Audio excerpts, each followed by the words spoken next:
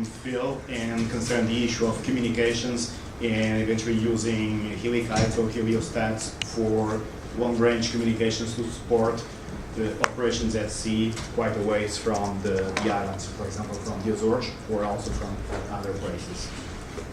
So that was the first contribution. Second one came from Christina, and the concern was, let's say, running some experiments, kind of a high sea. High sea is kind of quite a ways from the islands, and the suggestion would be pretty much to be somewhere halfway between Azores and Bermuda, so that you could be at, let's say, close to the Sargasso Sea and at the same time close to the Azores and run some experiments there and learn more about what is going on there, especially in what concerns the kind of Sargasso seaweed, and there's also the issue of fishing vessels. Then we had contributions from analytics. Okay, so the question was, let's say, how to use their tools for studying the behavior of ships. And then it occurred to us, let's say, this can trigger a discussion concerning, for example, relating the behavior of the ships to the position of, or to the location of seamounts, because seamounts sometimes are used for illegal fishing. So eventually there's a way of connecting those, and that would be kind of interesting, let's say, connection. Then Philip also mentioned, and this makes lots of sense, the issue of the subtropical convergence zone, which can also be, let's say, quite relevant for these studies, and then again, also quite relevant for what you guys are doing. And the issue eventually of doing some stuff there, because, let's say, if you move with the kind of sort of this patch of water, then you'll be able to see what is going on around it. So instead of having some fixed positions.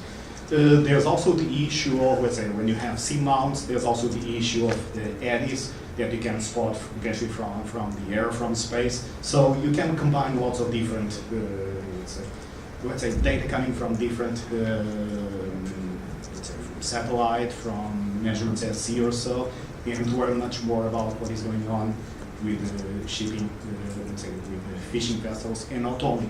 There's also another concern, which is the issue of drug trafficking, which is a kind of different behavior. Then, and please interrupt me if I'm skipping, let's say, some of the notes.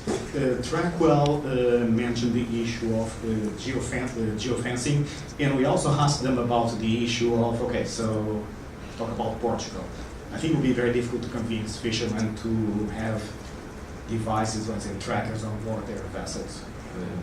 And the question was more how to convince them about that. And of course, there's a kind of legal aspect to it, but there's also kind of the issue of incentives. So probably you could think of some incentives to address that issue. Then liquid robotics. So you guys mentioned something that is, I think, is very relevant, which is the issue of fusing data coming from different sources. And one suggestion was from Phil was having, let's say, addressing that in terms of layers that you could have on top of, let's say, Google. So a kind of layered approach to address this issue.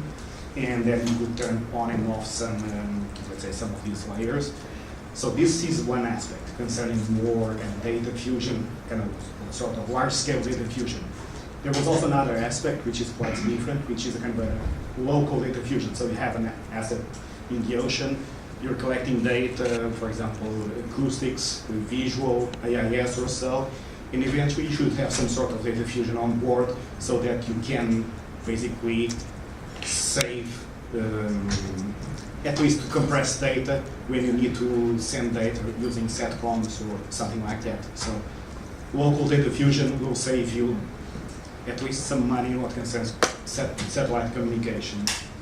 Then Charlotte Vick mentioned the issue, which I think is very relevant and concerns that again Google, which is getting data sets into 4D in real time. So kind of 4D data sets in real time.